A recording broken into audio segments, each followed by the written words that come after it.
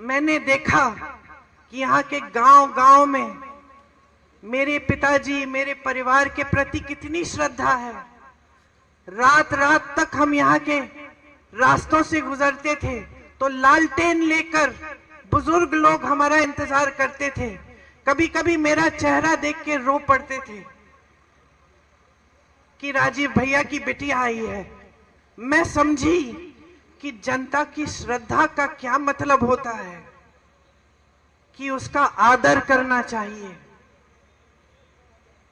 मैंने देखा कि किस तरह से मेरी माताजी जब आई कैंप में जाकर बच्चों की आंखों में बूंद डालती थी, दवाई डालती थी, तो किस तरह से उनकी माताएं खुश होती थी। बेवाओं को देखा जब हम लोग कैंप लगाते थे, कितनी गरीबी में रहते थे और हम पेंशन देते थे। उस समय पेंशन मिलता था, बेवा पेंशन कहते थे उसको। मैं समझी कि कितना संघर्ष था आपके जीवन में और कैसा रिश्ता था आपके बीच, मेरे परिवार के बीच, कि ये राजनीतिक रिश्ता नहीं था, एक प्रेम का रिश्ता था, श्रद्धा का रिश्ता था, सत्य का रिश्ता था।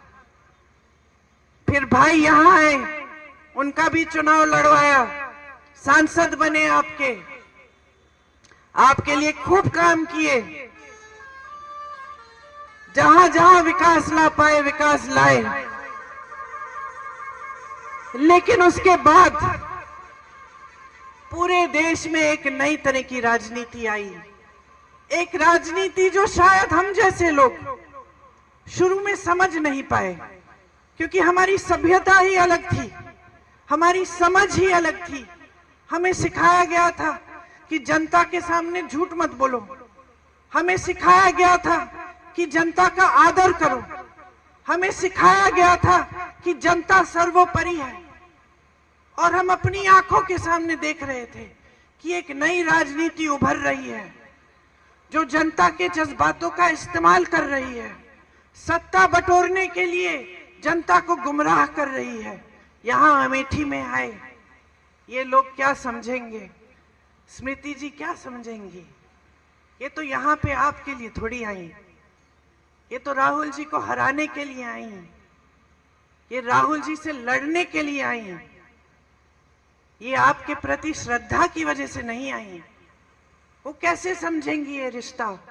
इन्होंने झूठ फैलाए कि हम आपकी जमीन हड़पने आए थे, कि जिन महिलाओं के जिस समूह में आप थी, आपको याद है जो परियोजना थी, कि वो परियोजना ही हमने इसलिए बनाई कि हम आपकी जमीन हड़पना चाह रहे थे, कि हम लूट रहे थे आपको, कि हमने कुछ नहीं किया आपके लिए, कि हमारे दिल में सिर्फ परिवारवाद की भावनाएं थी, सिर्फ सत्ता चाहते थे हम, हमारे दिल में आपके लिए कोई भावना नहीं थी। और कुछ ऐसा हुआ कि इन बातों से आप थोड़ा सा बहक गए, कुछ लोग बहके, कुछ लोग दृढ़ रहे। जो भी हुआ, राहुल जी वो चुनाव हारे और एक पुराना रिश्ता जो आपके बीच, हमारे परिवार के बीच था, वो थोड़े समय के लिए थम गया,